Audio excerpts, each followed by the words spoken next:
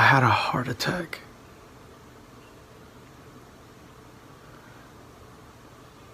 My heart stopped.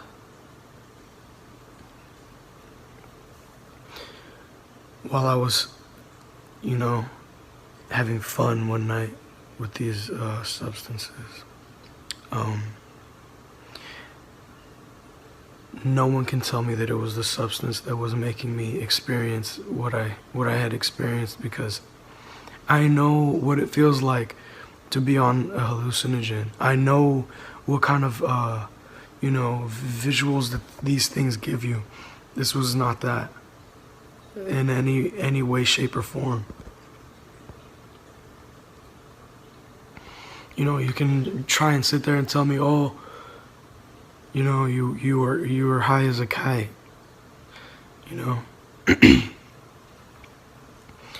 but I know what being high feels like, and I know what being high does, to your perception. This was not that in any way, shape, or form. I felt my heart stop. I felt my lungs stop breathing. I felt all my muscles shut down, and I couldn't move. I couldn't even open my eyes.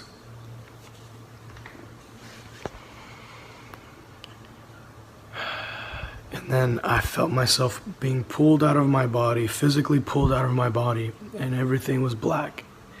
I was moving fast. I felt the sensation of moving so fast.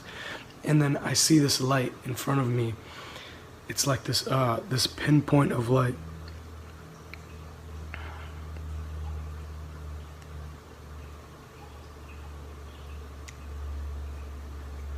And it just gets bigger and bigger and bigger the faster I'm moving towards it. And then this light is right in front of me. It's so bright I can't even look at it. I'm looking down. I instantly knew, because I asked in my head. I was like, is this him? Is this, could this be him? Where am I, first of all, because being an atheist, you're not gonna accept immediately that you're standing in front of an intelligent designer. The Alpha and Omega, the creator of you and I and everything that we stand on and breathe in. And there was no comprehending it until he answered that question for me. And I felt his presence. It was pure warmth. It was pure love. It was pure peace. It just permeated my entire being. I felt it. It's an undescribable feeling. It's undescribable. In my whole life, just every decision I made, every why God was being replayed in my head. Not in my head, it was being replayed in front of me.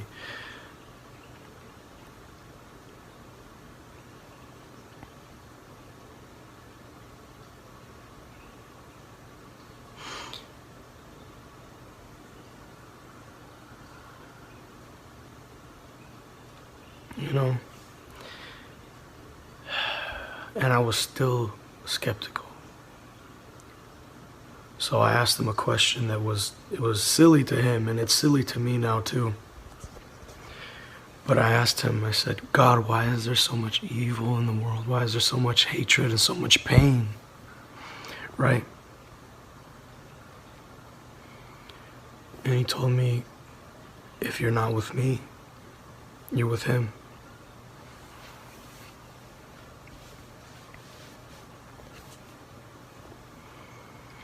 His presence left. All the light was replaced with a pitch black darkness. The warmth that I felt being in his presence was replaced with a frigid cold. If you think you know what hopelessness is, you don't know what hopelessness is until you watch your Creator walk away from you.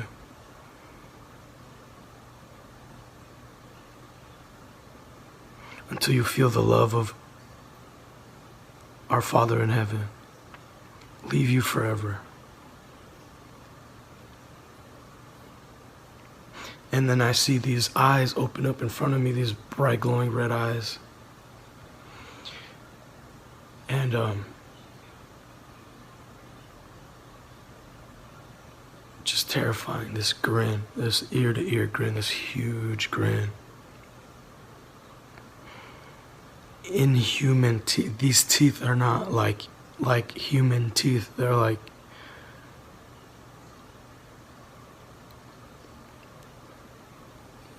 a rabid dog, just razor sharp teeth. No, not a rabid dog, like a shark. And these beings are big. They're big. They're giants, like literal giants. Literal giants. And he told me, you're staying here with me forever. You're never getting out of this place. And then 2 more pairs on either side of him, of eyes open and huge grins. And then 2 more on either side of the 3.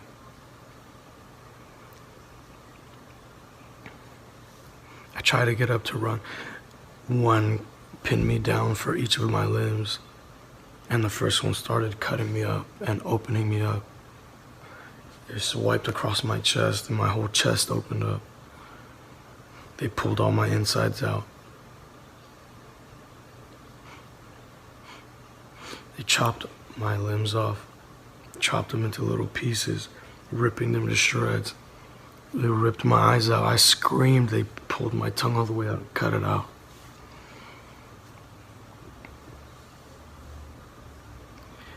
And they were reminding me the whole time of everything I did in my life. Every time I took my life for granted. Every time I cursed my mom, I cursed my dad. Every time I lied to my mom, to my dad. Every time I blasphemed God's name. Every time I blamed something for something that I did to myself, it was being repaid to me.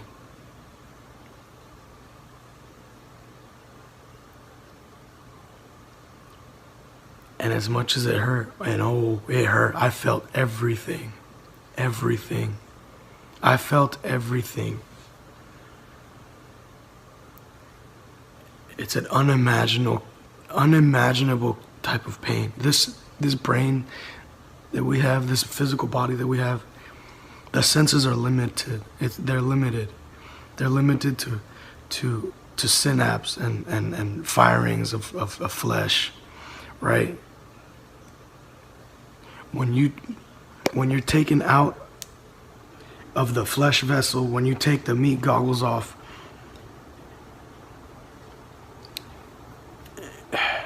you're taken out of the flesh simulation. You get what I'm saying? And you're thrust into actual reality.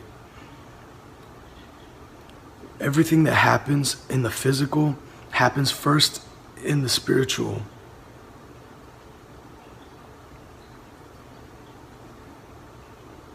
So this is like it's like a resonance of what happens in the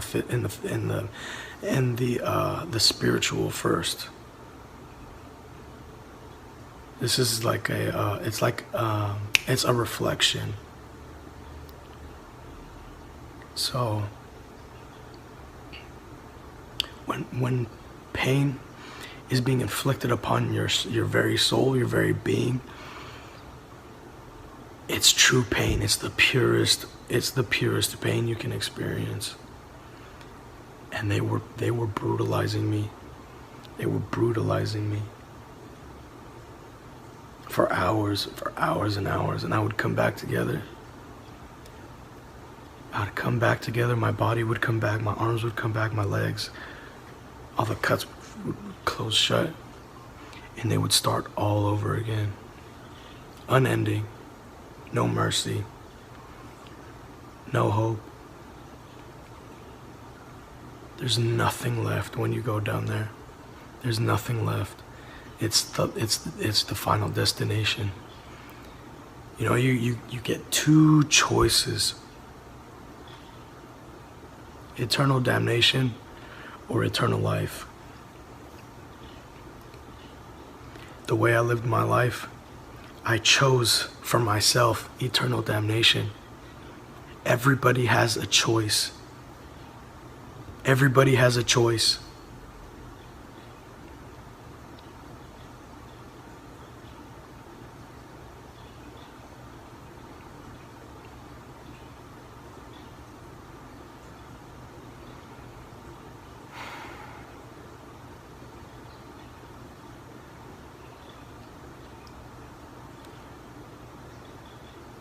That was the price I paid for turning away from God.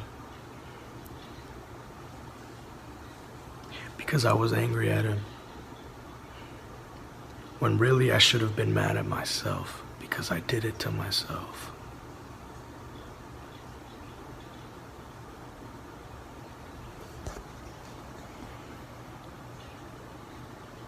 You know, we want to blame God for the bad things that happen to our life, and we never thank Him for the good things that happen in our lives. We never thank Him.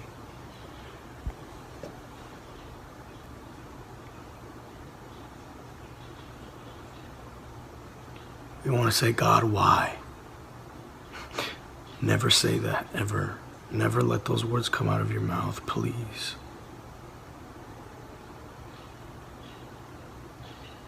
Because we do it to ourselves.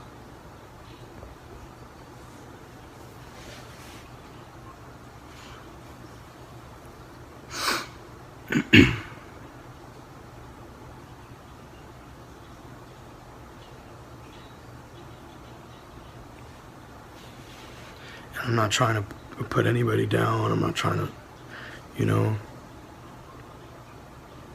we all have things we got to work on.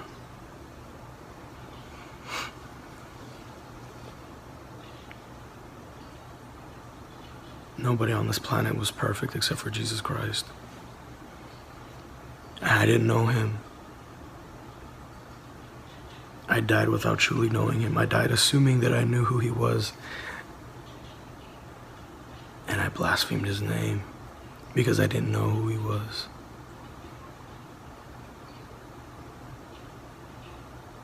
And in my utter pain, through all the torture that I endured in hell, I screamed His name. I screamed it out. I screamed, Jesus Christ, please save me. Get me out of here. This was my final chance.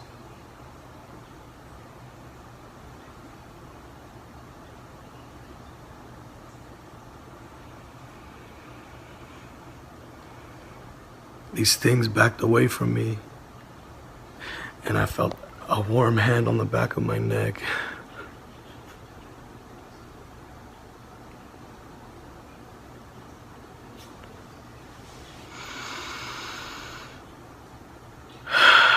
And He pulled me out of there. And He pulled me out of there. He pulled me from hell after I made my bed in there.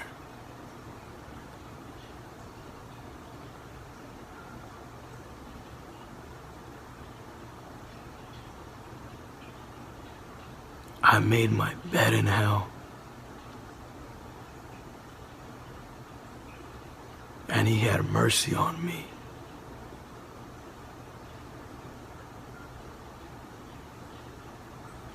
Imagine what He can do for you.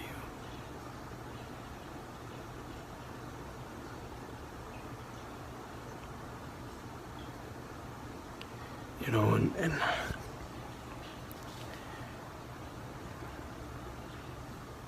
I wish I could tell you that I turned around and became a perfect model Christian. It took a long time for me to even realize what happened to me actually happened to me. I was trying to block it out of my mind because every time I remembered it, it broke me down. And I could feel these things that tortured me. They were watching around the corner, you know. They hated that I made it out of their clutches. They hated that because I had a testimony and they weren't going to let me share it with people. It's been 2 years and I haven't been able to open my mouth about this and share it publicly. Because I would break down, I would cry. I wanted to forget so badly. I wanted to tell myself, no, you know, like, that couldn't have happened.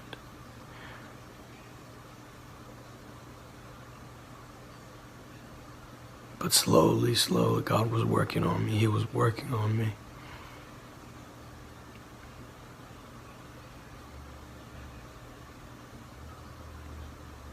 He never stopped.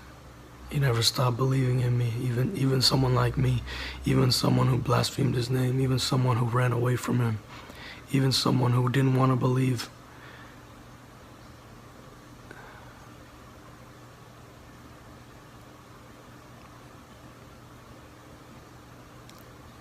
I'm indebted to him for the rest of my life, and I'm so happy he saved me. I'm so happy he saved me.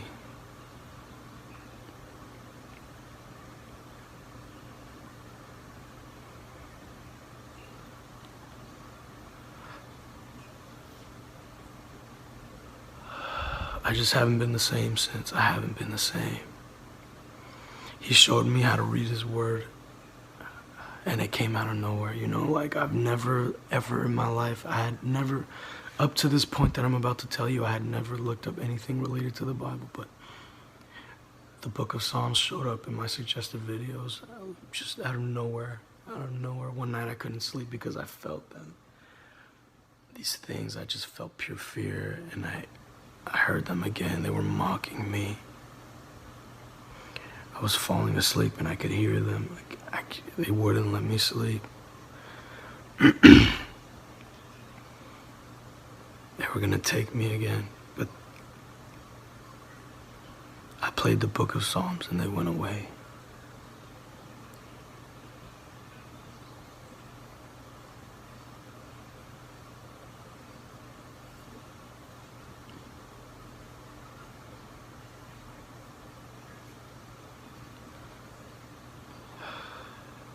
You know, I had never willingly read the Bible in my life, you know, and what I described to you right now is the outer darkness, and I had no idea until it happened to me, and I opened a Bible, and I opened my mom's Bible, and I flipped to the page.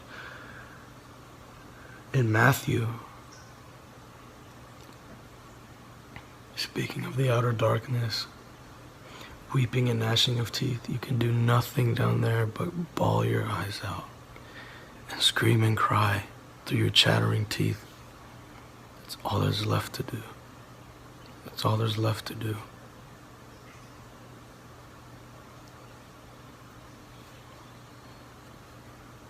I'm lucky I got a second chance. I'm so lucky I got a second chance.